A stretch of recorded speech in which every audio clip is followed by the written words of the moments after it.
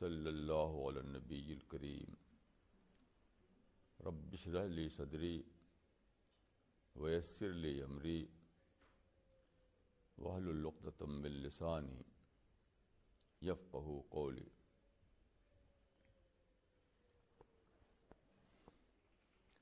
I would like to say a few words about Muslims in diaspora. Literally, diaspora means living in exile. Those people who left their homeland and settled in some other places, they are called diaspora. According to the history, the first diaspora began in Greece, then in different countries. The well-known diaspora was that of Jewish diaspora. 500 BC. In 500 BC, King of Babel attacked Jerusalem. He captured Palestine and destroyed the Jewish Heikel. This was a great tragedy for Jewish people. They, under compulsion, under political persecution, they left their homeland and dispersed in other countries in large number. So perhaps this was the biggest diaspora in the history. Then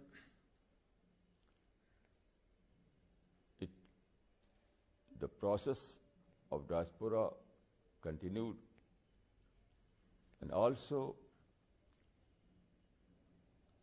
we find some examples in Islamic history. There is a very relevant hadith that tells us a very important aspect of diaspora.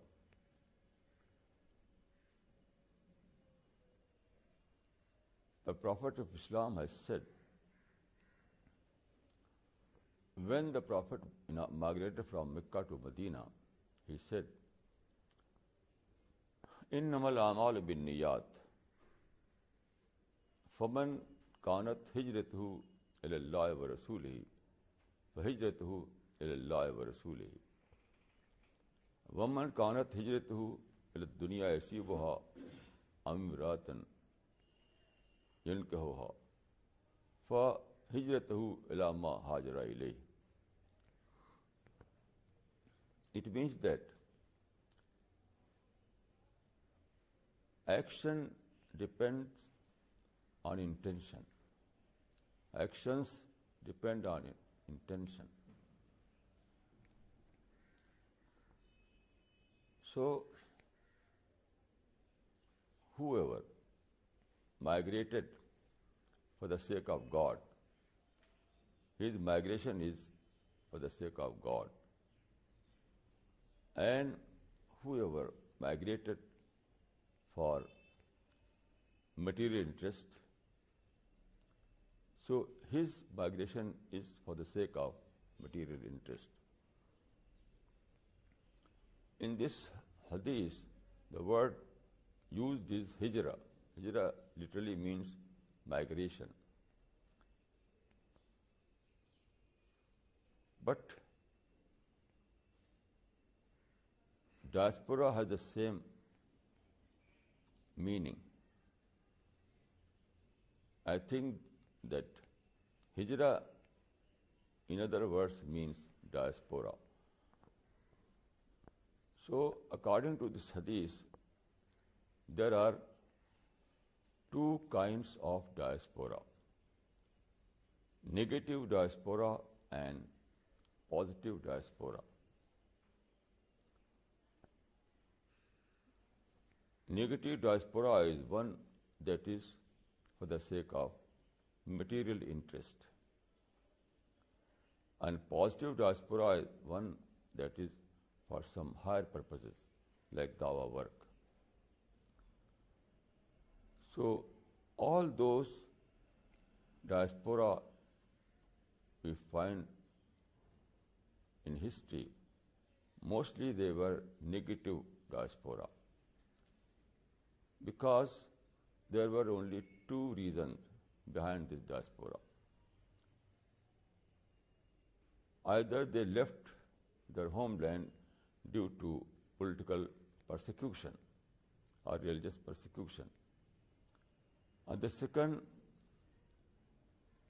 were those group who migrated their homeland to find some better job in other places or some better economic opportunities in other countries.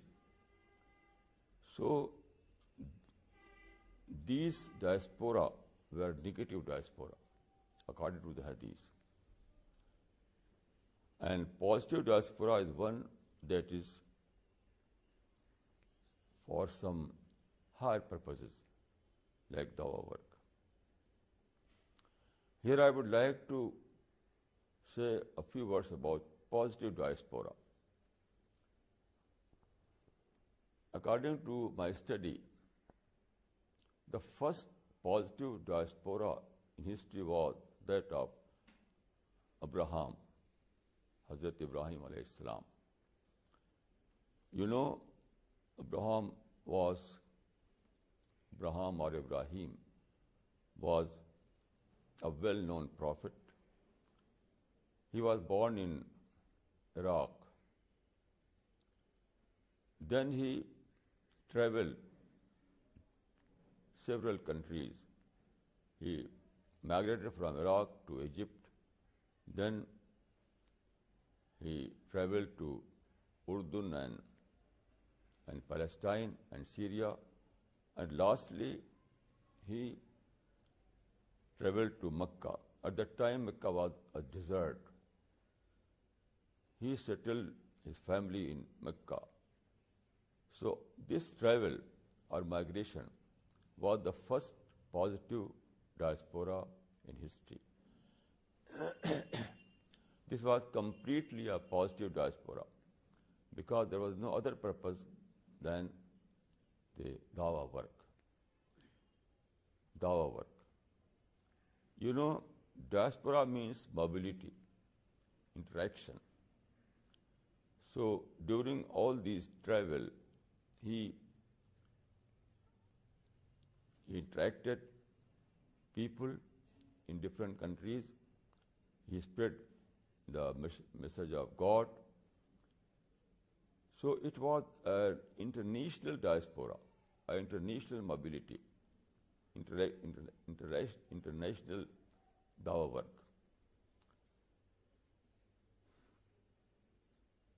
In Islamic tradition, Abraham is called Abul Anbiya, father of the prophets. Why?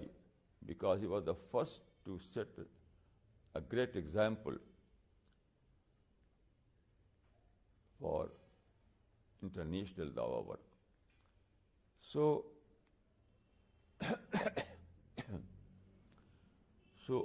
Abraham's migration was the first positive diaspora in history. And he established a center at Mecca that is well known as Kaaba. Kaaba is the international center of Tawheed, of dawa work, of divine mission. So we can rightly say that Abraham or Hazrat Ibrahim was the champion in this field. He set a great example of positive diaspora. Then the second positive diaspora was that which occurred during Jesus Christ, Hazrat Isa alayhi salam. There is a hadith that tells us that Jesus Christ addressed to his disciples and said, "O my disciples,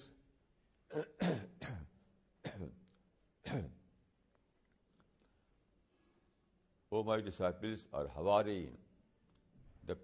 The word used in Quran is Hawari. O my disciples, or O my Hawari, you have to spread the word of God throughout the world. So go out. At that time they were in Jerusalem, in Palestine. So Jesus Christ said, leave Palestine and go in other countries and spread the message of God. So these disciples said, how we can fulfill this mission? We don't know the language of other countries. In those countries where you are sending us, they speak different languages. We don't know that languages. Jesus Christ said, no, God will help you. Go.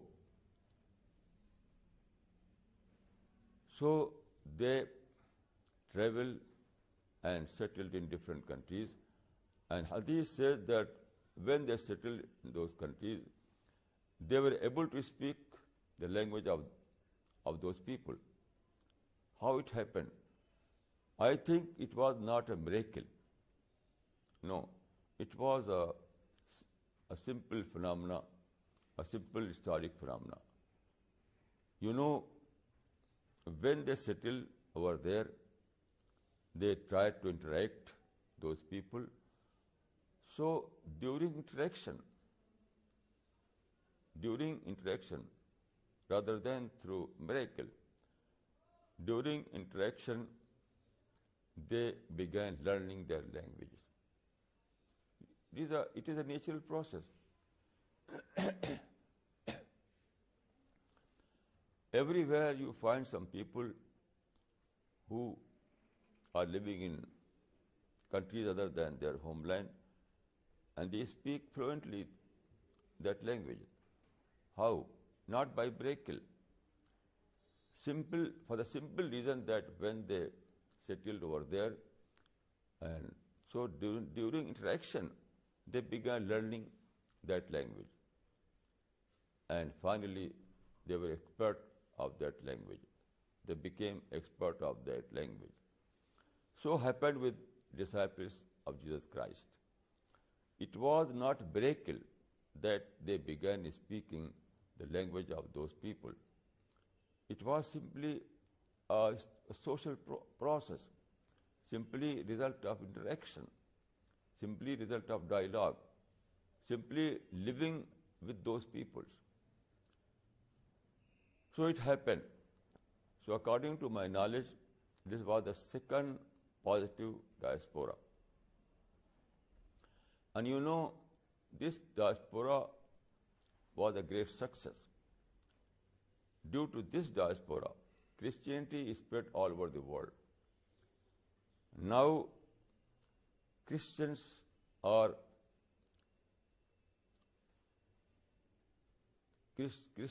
is the largest religion in the world. Largest number in terms of largest religion of the world in terms of number. So here is an here is a comparison. You know, Jewish community also went in diaspora in large number,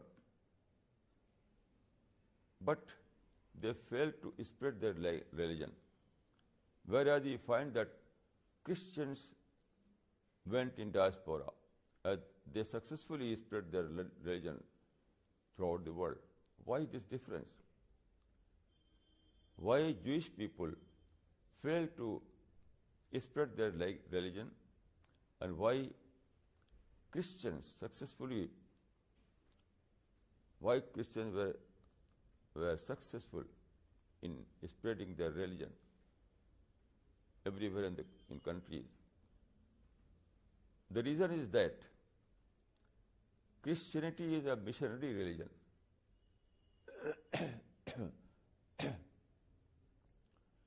Christianity is a missionary religion. Christians have a mission. It is their mission to spread their religion throughout the world. But Jewish religion is not, at present, is not a missionary religion. Jewish people have no target to spread their religion throughout the world. They believe in that Jewish people are those who were born in Jewish tribes. So it is a racial religion, the missionary religion. Jewish religion is, at present, is simply a racial religion. So they have no zeal to spread their religion. Although Jewish people went in diaspora in large number, but they fail to spread their religion because they have no zeal. They have no such mission. So at present, Jewish religion is not a missionary religion, but Christianity is a missionary religion. So everywhere they settle, they try to spread the message of Christ, message of their religion. So there are million people who embraced Christianity. Then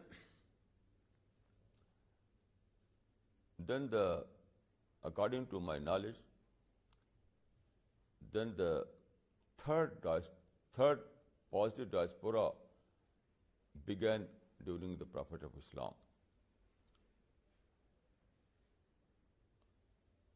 The third positive diaspora, during Meccan period, when the Prophet of Islam was in Mecca before migration,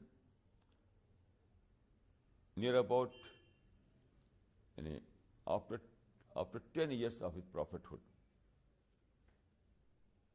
near about 10 years after his prophethood, there were persecution in Mecca. So Prophet of Islam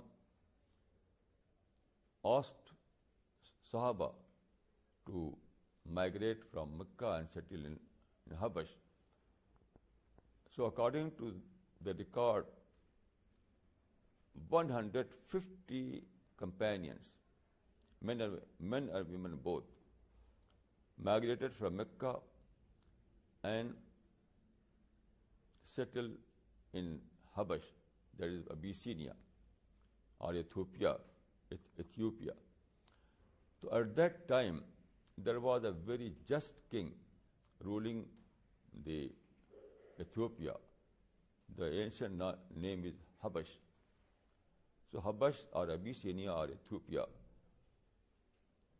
So these Sahaba, those were 120 in number, traveled through Red Sea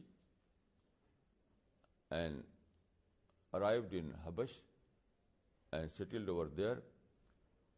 So at that time, the king was Najashi. In Arab accounts, the name is given Najashi, Najashi. Najashi. But in English in English references, you will find the name Negus, Negus. So in Arabic books, it is Najashi, and in English book it is Negus, Negus, Negus. Negus or Najashi was a Christian king, but he was very pious, very religious, and also very just. So he welcomed those Sahaba, and he asked them to come over to visit him, and he asked them to tell what is the message of their prophet.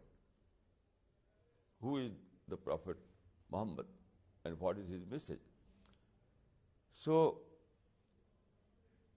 according to Islamic account, a group of Sahaba met Najashi, and one Sahabi, his name was Jafar Tayyar. Jafar Tayyar addressed in his darbar. So, according to Islamic account, Najashi was influenced with his speech, and he said that you are free to live in our country, and you are free to even he allowed them to do dawah work. So the present country, which is named Eritrea, was the result of that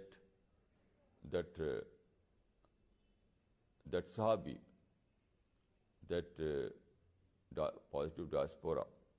So these Sahaba who settled in Habash,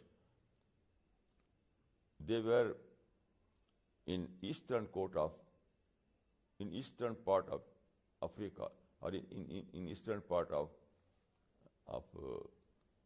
Abyssinia. So at present the name of this part is Eritrea. Now it is a free country, and it is under Muslim rule. So there are, at the coastal area, there are some people who speak Arabic. So that influence was so strong that even today they speak English. So this was the third positive diaspora. And the influence of this diaspora we can see in the form of Eritrea. There is a Muslim country. Then, according to here I would like to say that although these Muslims migrated from Mecca due to some persecution, but when they settled in Ethiopia, they tried to meet those people. So naturally there was interaction, there was discussions, there was dialogue. So simply by their presence in Ethiopia, began the work over there. The result is Eritrea. So diaspora may be some other reasons, but it is but natural that it becomes a dawah. It becomes a dawah work. If you have a if you believe in a religion, you believe in God, in Islam and in Quran, so it is but natural that you will you will tell those people about your religion, about your ideology, and that is our work.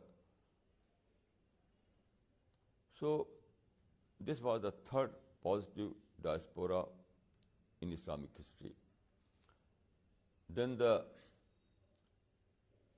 fourth diaspora, here I would like to say that generally people think that diaspora must be in large number, but I don't believe like this.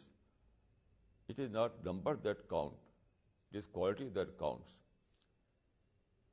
So even if they were few in number, but I call them a positive diaspora, because through these people there was a dawah work, there was a positive mission.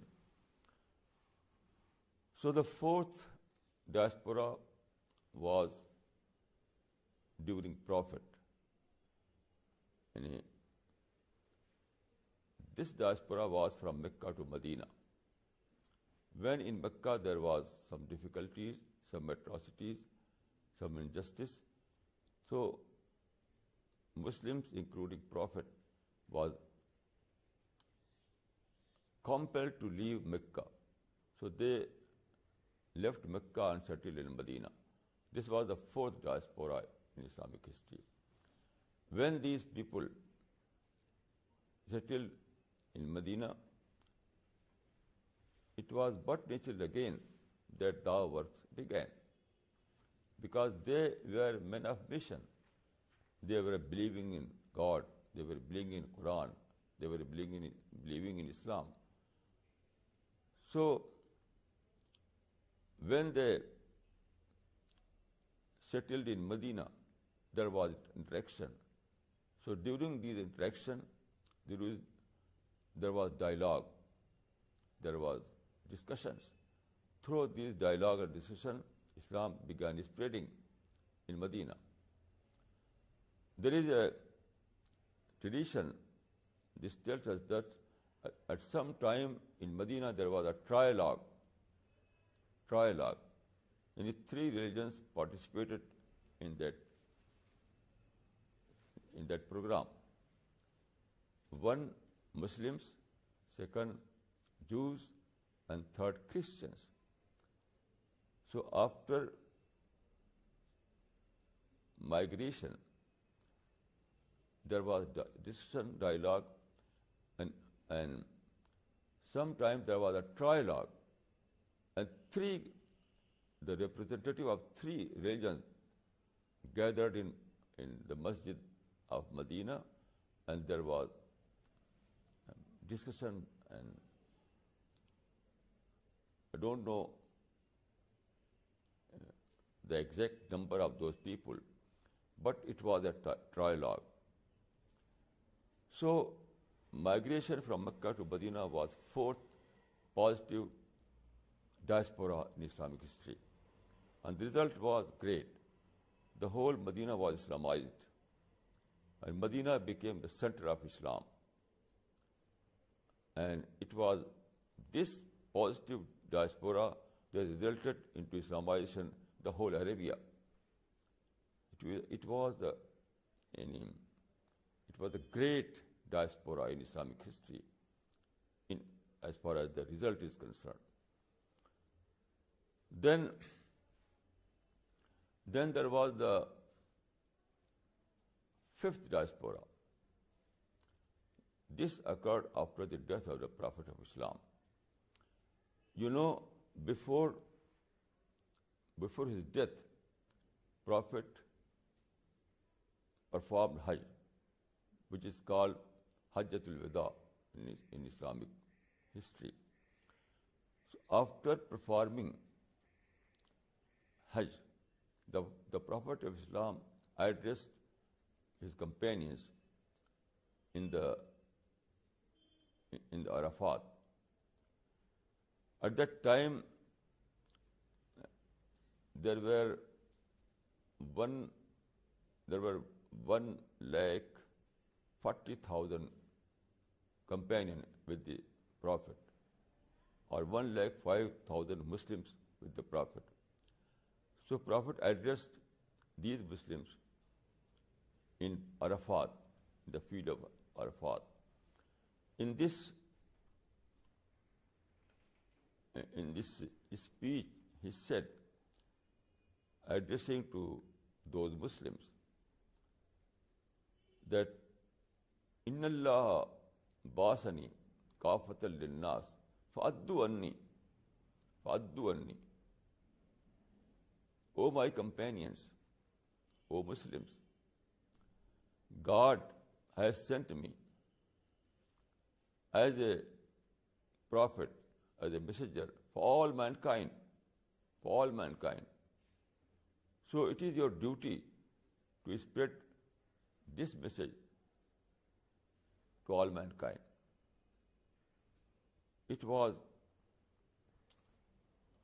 So what happened after this? After performing Hajj, the majority of Sahaba went out of Arabia. You know, at that time, there were 1,40,000 Muslims with the Prophet. But now, if you visit Makkah and Medina, you hardly find 10,000 graves of those Sahaba in Makkah and Medina. Only 10,000. It means that the majority of those Muslims or majority of those Sahaba migrated. This was the fourth diaspora in Islamic history.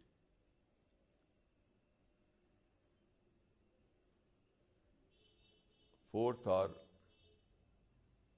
fifth diaspora in Islamic history. And the result was very, very great. You know, it was the result of this positive diaspora that a vast land of Asia and Africa was Islamized. Now we call this area Muslim area or Arab world. The present Arab world was directly result of that positive diaspora that occurred after the death of the Prophet of Islam. Then let us take the present diaspora. You know, we are living in the age of communication. All those diaspora were before the communication age. At that time, traveling was very difficult, very, very difficult.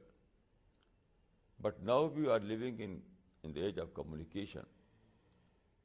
Now traveling is very easy.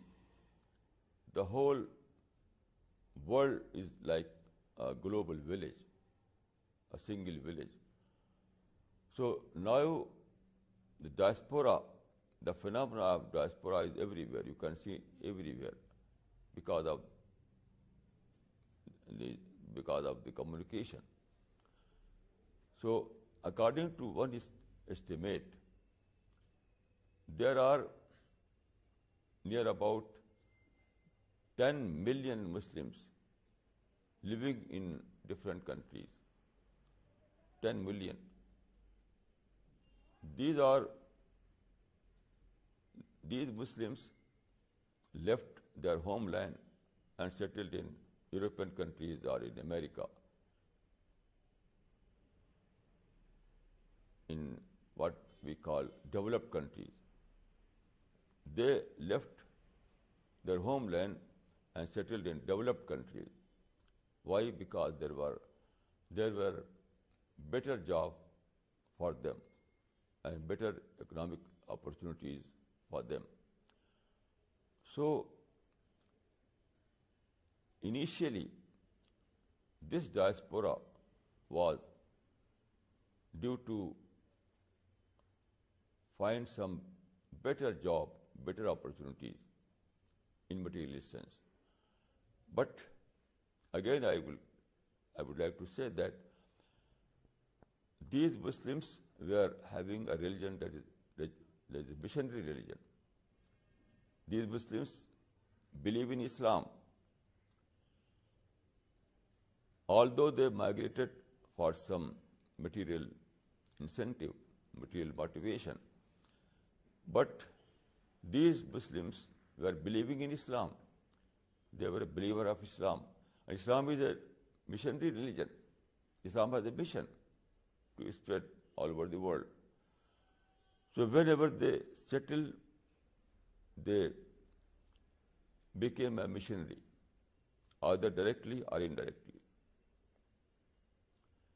I'm not saying that their incentive was dawah work, but indirectly dawah work began during interaction, during discussion, during dialogue. Here I will give you an example how this migration, how this diaspora resulted into dawah work. Once I was living as a guest in some European country, perhaps in Britain. So my host was a Muslim. He migrated from some Muslim country and now he is living in Britain. So I saw one day I saw that some Christian workers were doing some work in his house. They belong to working class. Then there was a dialogue between the owner and those workers. The owner, the Muslim owner, said to those Christian workers, "You see, your clergy is befooling you." They said, "How?" He said, "See the philosophy of atonement." What is atonement?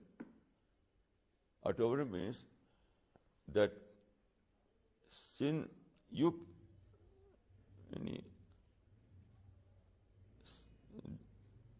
you committed a sin, and Jesus Christ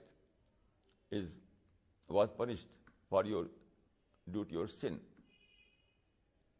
They said that Jesus Christ crucified himself to overcome your sin. It is irrational. It is irrational. He said, you committed a sin and some other person was punished for your sin. So they try to believe you that Jesus Christ by crucifixion overcome your sin. He took away your sin. So they said, "Mr. Khan, you are right. You are right. This is dialogue." This dialogue was a natural dialogue during interaction. But it became our work. So when these Muslims settled in different countries, in Europe and America, so although their intention was not dawah work initially, but when they settled over there, there was interaction. And during interaction began dawah work. So according to present survey, according to the present survey, there are near about 1 lakh people who are embracing Islam every year. In Western countries, more than 1 lakh people are embracing Islam every year. It is due to this interaction. It is due to this interaction. So, as I said earlier, at present there are near about 10 million Muslims living in diaspora. This diaspora is potentially a positive diaspora.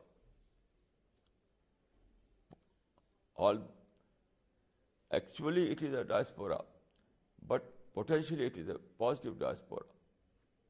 Why? If these Muslims try to avail those opportunities present in Western countries, they can do a great dawah work, because these developed countries, these Western countries have a good communication. Everywhere there are religious freedom. So religious freedom is there, communication is there, all the infrastructure is there. All those opportunities are there. So if these Muslims try to avail these opportunities, they can do dawah work on a great scale. I must say that I said that these Muslims should adopt the formula of one man, two mission. It is my formula, one man, two mission. And every Muslim must adopt this formula. 50% of his time, 50% of his strength is for his living. Everyone wants some material need. Everyone in need of some economic earning.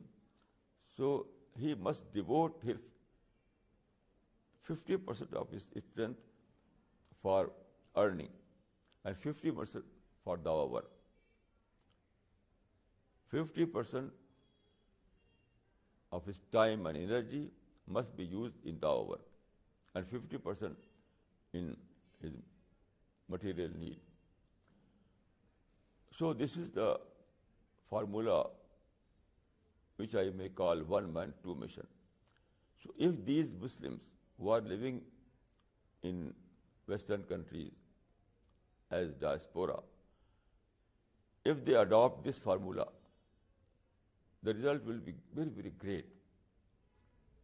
This diaspora, at present this diaspora is a potentially positive diaspora. At present, these Muslims in diaspora are positive diaspora, and potentially these Muslims in diaspora living in Western countries are potentially positive diaspora. And if they adopt one man, two mission formula, they will successfully turn this potential into actual. And the result will be great. They will be able to Islamize the whole world. They will be able to spread Islam on the international scale. So I can say that these 10 million Muslims have a great job, a great duty. They are in a position to do the work on an international level without any sacrifice. They are living in a world where there is religious freedom. There is no fear of religious persecution. So if the only condition is that they adopt peaceful method. The only condition is that they must adopt peaceful method. If they adopt peaceful method, they can do dawah work on a great scale, and the result will be very, very great. So my advice to these Muslims, which I call Muslims in diaspora in our present world, they must adopt this formula: one man, two mission, and they must adhere completely the peaceful method. Completely. They must refrain from all kind of protest. They must refrain themselves from all kind of complaint. Even they must refrain themselves by all kind of hate and revenge. If they adhere these values, they can do a historical role to Islamize, to spread the mission of Islam throughout the world. And also there is a very also there is a very important aspect of this dawah work. Everywhere in these countries, I have traveled a lot in Europe and America. So always I found that those Muslims who are settled in these developed countries, they are living in complaint about their next generation, about their boys, about their boys. They say that our next generation or our boys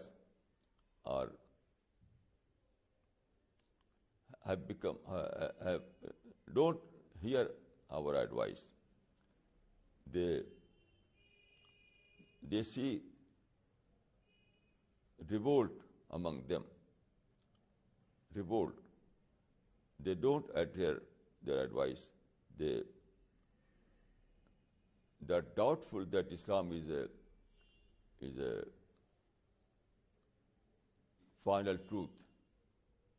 So they are living in complaint. They are living in pain that although they adhere Islamic tenets, but their next generation is going astray. So I would like to say that this phenomena is not due to any shortcoming in the next generation. It is not correct to say that their boys were inherently enemy of Islam. No. The reason is that these boys were educated in modern schools, modern colleges, so they became a rational thinker. They became, the first generation was born in Muslim countries. They were educated in madrasa, in Muslim schools or Muslim educational institutions. But these new generations, these boys and girls, were educated in Western schools and Western colleges.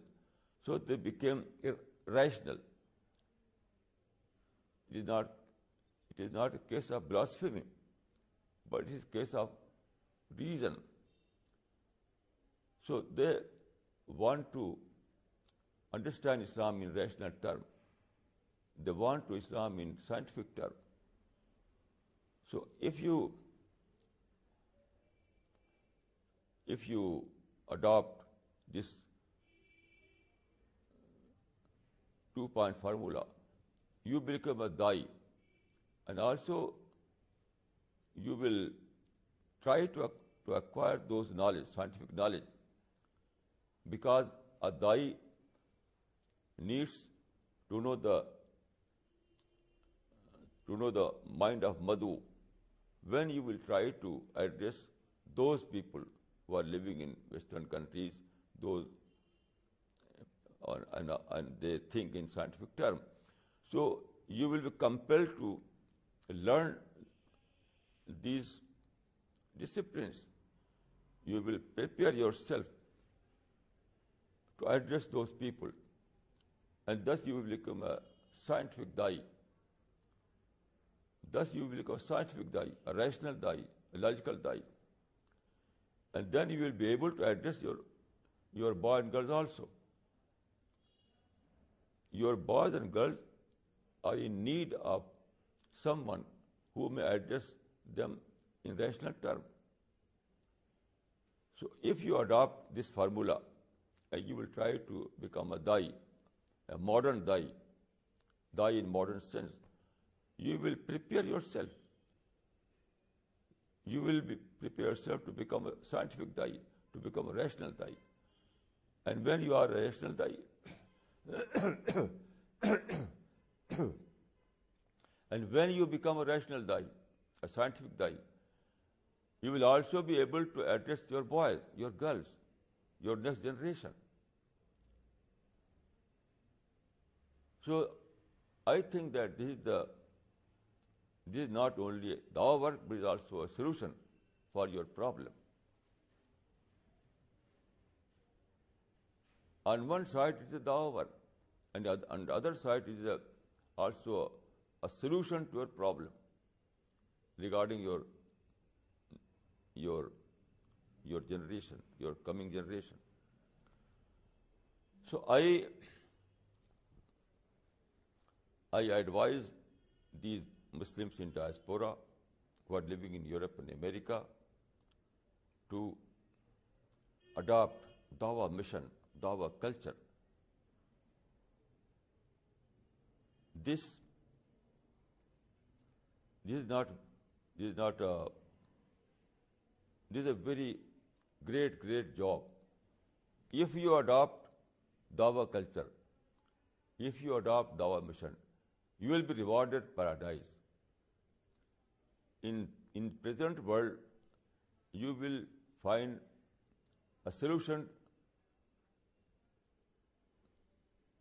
regarding your boys. You are facing a problem. You are facing that your boys, your generation is now a problem generation. So you will find a solution to this problem. So there are twofold reward for you, twofold reward. One pertaining to this world, and the other pertaining to hereafter, world hereafter. In this world, you will be able to save your generation from becoming atheist or liberal or going astray.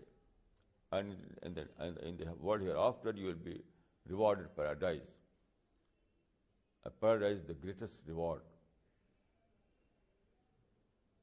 Paradise is the eternal bliss, eternal happiness, eternal fulfillment. So I will call to the Muslims in diaspora, in our present world, to adopt this formula. This is the only way of salvation. This is the only way of blessing. This is the only way of success.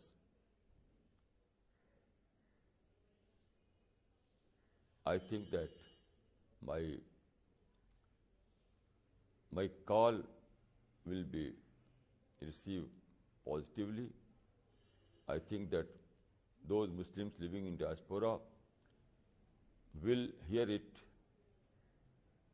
in a positive way, will respond to it in a positive way, and adopt this formula, that is one man, two mission. And there is a good tiding for them, twofold good tiding. One, they will be able to save their generation, and then they will be rewarded paradise in the world hereafter. May God bless you. May God help you realize this noble cause.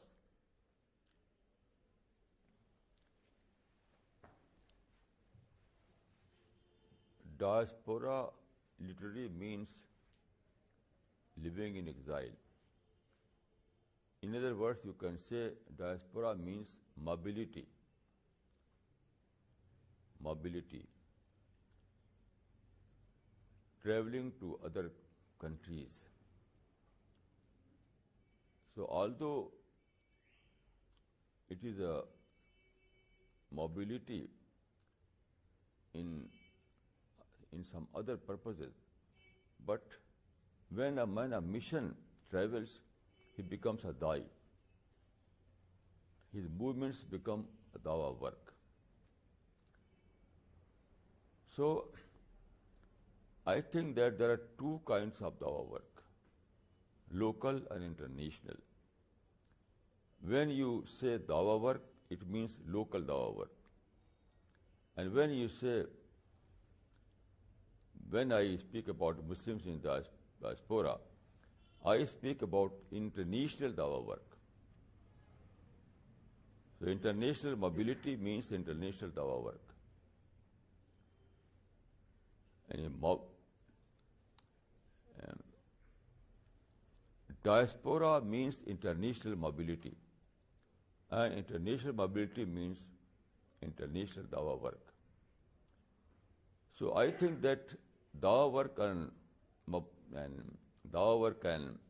diaspora both are interlinked to each other. And all those great dawa work in history were through diaspora, through migration. Although the Arabic word for this purpose is hijra, al-hijra. But what is hijra? Literally hijra means migration. But also you can say that migration means living in exile, living in other countries. Or in other words, diaspora. So the hijra was a diaspora in positive term. I think that Islamic hijra is a positive diaspora. There is a very relevant verse in the Quran. Alam takun ardullahi wasi'a fatuhajiru fiha.